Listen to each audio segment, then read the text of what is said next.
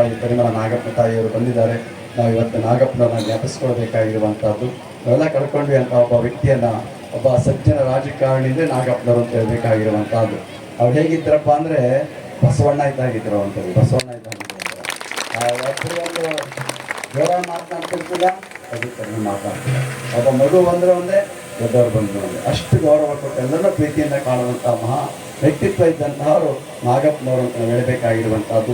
ಅವರು ಶಾಸಕರಾಗಿ ಅವರ ಕೆಲಸವನ್ನು ಮಾಡಿದ್ದಾರೆ. ನಿಮ್ಮೆಲ್ಲ ಪ್ರೀತಿಯನ್ನು ಗಳಿಸ್ಕೊಂಡಂತಹವರು ಪರಿಮಳ ನಾಗಪ್ಪನವರು ಕೂಡ ಶಾಸಕರಾಗಿ ನಿಮ್ಮೆಲ್ಲರ ಪ್ರೀತಿಗೆ ಪಾತ್ರರಾಗಿದ್ದಂತಹ ಅವರು ಈ ಕಾರ್ಯಕ್ರಮದಲ್ಲಿ ಭಾಗವಹಿಸಿ ನಿಮ್ಮೆಲ್ಲ ಕುರಿತು ಮಾತನಾಡಿ ಅವ್ರ ಕಳಕಳಿ ನೋಡಿ.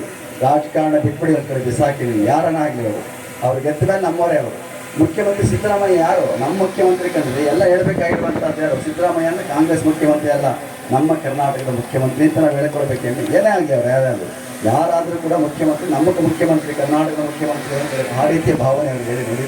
ಯಾರೇ ಆಗಲಿ, ಶಾಸಕರು ಯಾರೇ ಆಗಲಿ, ನಮ್ಮ ಕೆಲಸಗಳನ್ನು ನಾವು ಮಾಡಿಸ್ಕೊಳ್ಳುವಂಥ ಪ್ರಯತ್ನ ಮಾಡಬೇಕು.